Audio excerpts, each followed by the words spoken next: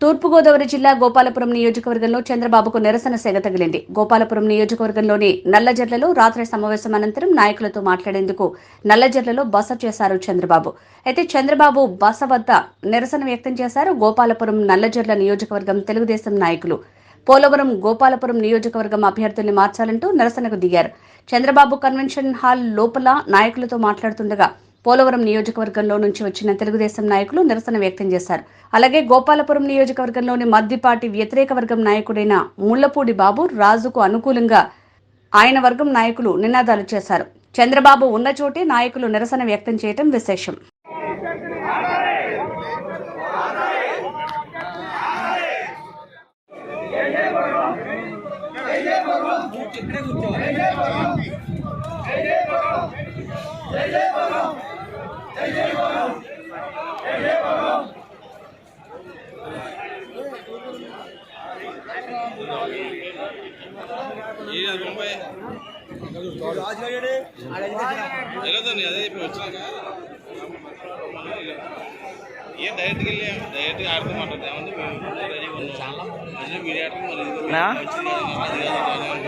వీడియోలో పెడతా